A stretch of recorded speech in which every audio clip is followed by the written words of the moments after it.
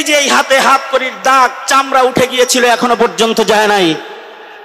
যারা এই হাতে মাসের পর মাস হসপিটালের বেডের ভেতরে হাতকড়ি, পুরানা হাতকড়ি লাগায় গায়ের চামড়া উঠে ফেলেছিল, আজকে তাদের হাতে রশির বাঁধা গরু ছাগলের রশি তাদের গলায় দেখা যায়, তাদের মাজায় দেখা দেয়। যারা ক্ষমতার মসনদে বসে থাকেন, যারা রাষ্ট্র পরিচালনা করেন, জুলমের বিচার কেমন হয় এ থেকে তাদের শিক্ষা নেওয়ার জরুরত রয়েছে। জুলমের জিন্দান খানায় ওলামায়ে কেরাম বন্দী ছিলেন। ওলামায়ে কেরামের কোরবানি, এমন এক কোরবানি ওলামায়ে কেরাম বিগত দিনগুলোতে দিয়েছেন। শাপলা চত্বর থেকে শুরু করে মোদি বিরোধী আন্দোলন, এর আগে ফতোয়া বিরোধী আন্দোলন, শাহবাগীদের নাস্তিক মুরতাদের মোকাবেলায় ওলামায়ে কেরামের কোরবানির আন্দোলন, মোদি বিরোধী আন্দোলন, সর্বশেষ জালেমের তখ্ত তছনছ করার সংগ্রামী আন্দোলন, যেটা ছাত্র জনতা করেছে। এ পর্যন্ত ওলামা হযরতদের সর্বোচ্চ কোরবানি রয়েছে। ওলামায়ে কেরামের রক্তের উপরে জালিমের এ শাসন প্রতিষ্ঠা করার জন্য যারা স্বপ্ন দেখেছিল যে তারা ওলামা হযরতদের রক্তের উপরে নৌকা চালাবে, তারা এবার পানির উপরে নৌকা চালায় ও রেহাই পায় না, পানির উপরে নৌকা চালায় ও রেহাই পায় না।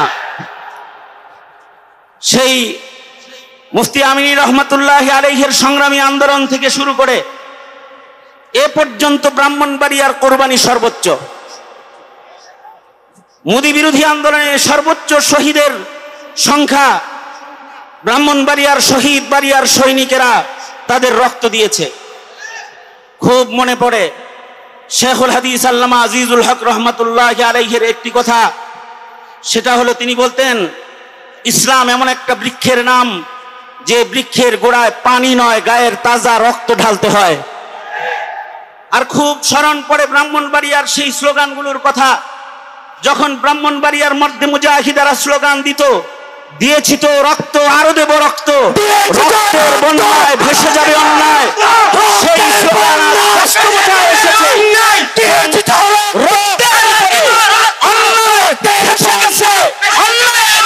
পালিয়ে গেছে রক্তের উপরে।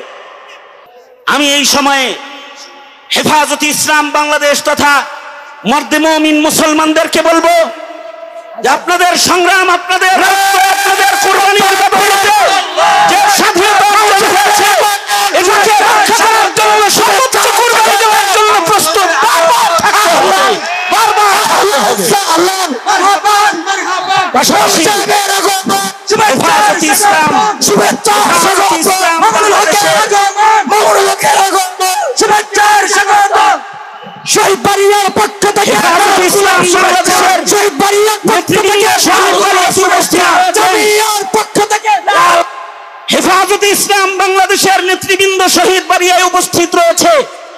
হেফাজত নেতৃবৃন্দের কাছে এই সমবেত গণসমাবেশের সংগ্রামী মুজাহিদদের পক্ষ থেকে আহ্বান জানাবো, এতদিন ছিল আমাদের রক্ত দেওয়ার পালা, এখন আমরা চাই আমাদের রক্তের বিচার আদায়ের পালা শুরু হবে।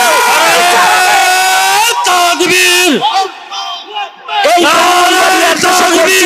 জালেমেরা যারা শত বছরের ঐতিহ্যের প্রতিষ্ঠান জামিয়া ইউনুসিয়াতে তারা আইন বাহিনী, তারা পুলিশ বাহিনীর কাঁধে বন্দুক রেখে গোলাগুলি করেছে। আল্লামা জুনায়েদ আল হাবিবের বাড়িতে আগুন জ্বালিয়েছে।